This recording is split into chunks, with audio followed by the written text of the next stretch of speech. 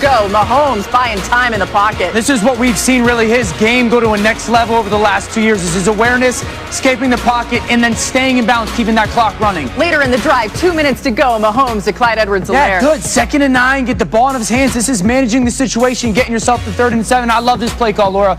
Sprint out left. Usually a team will run the football there. No, they trust their quarterback, they trust their offensive line, and they trust Tyreek Hill to get exactly where he needs to, get the depth for a first down, make the catch, game over. Game-sealing first down there. Chiefs win 27-24. And Marcus, everyone's going to try to point to the Bucs defense, how they could have defended better, right? But that's not where your attention is. Why is that?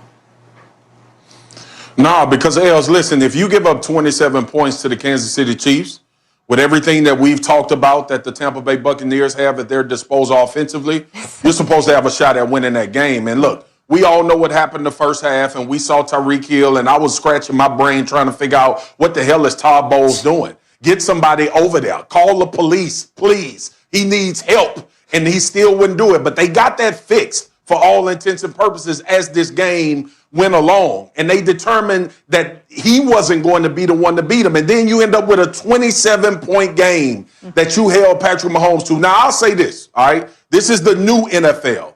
When you're playing the Kansas City Chiefs and you have Tom Brady, Mike Evans, an offensive line, Rojo in the backfield, you got Antonio Brown, Gronkowski, and you say they're going to score 27 points, we need y'all to get 30 against this defense.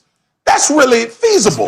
That's something that you would think that you would have the opportunity to do. Because holding the Kansas City Chiefs to 27 points is as hard as holding anybody to 40, right? So, look, that is the point for me. We could talk defense, and yes, Bowles made his mistakes. The cornerbacks gave up some things that we were anticipating that they would give up. But the bottom line is this. They held the Kansas City Chiefs to 27 points, and it took Tom Brady, Bruce Arians, and Brian Leftwich too much time to get going offensively to make this a game throughout the duration of the game. Yeah, we've made no secret how we felt about the Bucs offense on this show. And Dan, I want you to take a listen to what Bruce Arians said today. He was asked about the use of motion or lack thereof in the Bucs offense.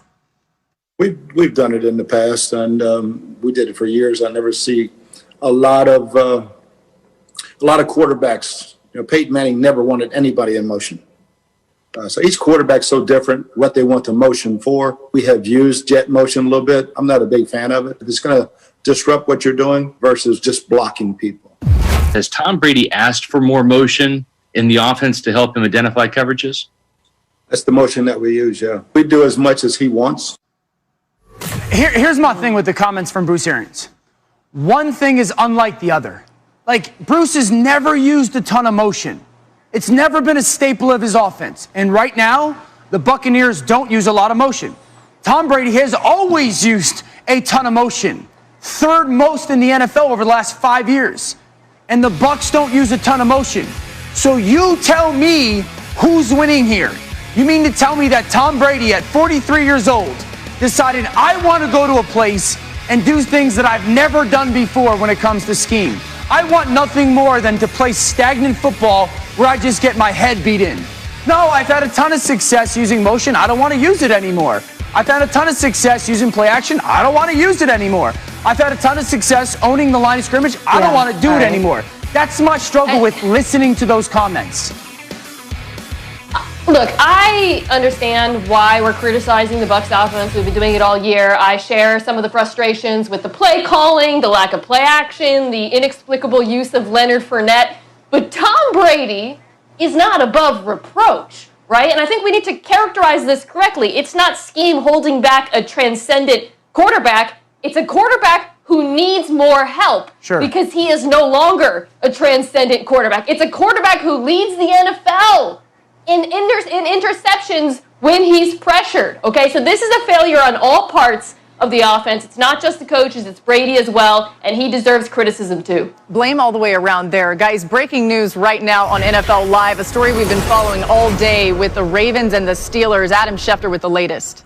Well, Laura, we talked about the last segment, the fact that this game could be postponed again, and that's exactly what just happened moments ago. The NFL has postponed the Ravens-Steelers game that was supposed to be tomorrow night to Wednesday night. This is the third postponement. So a game that was supposed to be played on Thanksgiving night now will be played 6-7 days later in Pittsburgh. There's not a time yet set for the kickoff of this game. There's not a network, I think, selected for this game yet. I don't know whether NBC will or won't be doing this game, but we know that the game currently now is being rescheduled to Wednesday, which will put pressure on Week 13 when Washington plays at Pittsburgh, when the Ravens are supposed to host the Cowboys. Those teams will have short weeks to get ready for their next week. And obviously, this will also mean that there are no other positive tests in Baltimore. I think the league feels like it's got a pretty good handle on it right now. But again, the big news just coming down, that game pushed back yet again. Adam Schefter with all the latest. And just to remind everyone, the Ravens with 20-plus positive tests amongst their players right now. Marcus, you said off the top of the show you didn't think that this game should be played tomorrow. It's been postponed now to Wednesday. What's your reaction?